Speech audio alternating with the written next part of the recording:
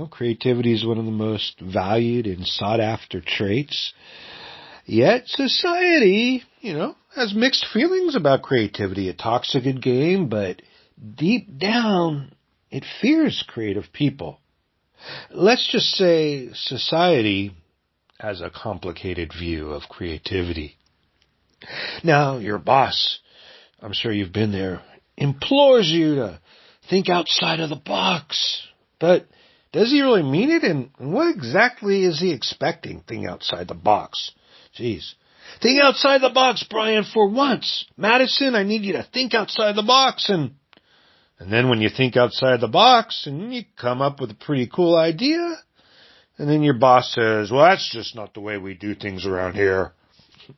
So do they mean it? Or at some level, do they fear what will happen if they unleash your creative powers? At many levels of society, the need for control and conformity trumps creativity. And there are forces that, whether consciously or not, stand in opposition to our creative drive. It's no wonder that many of us, after a while, might kind of just throw in the towel and bury our creative impulse. Because it's too much work, Instead, we resign ourselves to pursuing more practical priorities that show measurable results and greater return on investment or whatever, right? Instead of our selfish pursuit of creativity. I mean, that's kind of, again, the message that the culture is sending and that sometimes we internalize. Oh, and you thought creativity was warm and fuzzy, did you? As wholesome as baseball, hot dogs, and apple pie. Try again. There is another aspect to creativity, a darker and more foreboding side. It is seen by many, in the words of R.B. McLaren, as a, quote, quest for a radical autonomy apart from the constraints of social responsibility.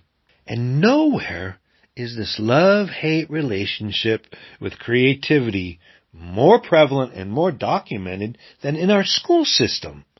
A study cited in the Creativity Research Journal investigated how elementary school teachers perceive creativity in their students. The study found kids showing signs of creativity are more likely to be the teacher's least favorite students. Vice versa, their favorite students were the least creative.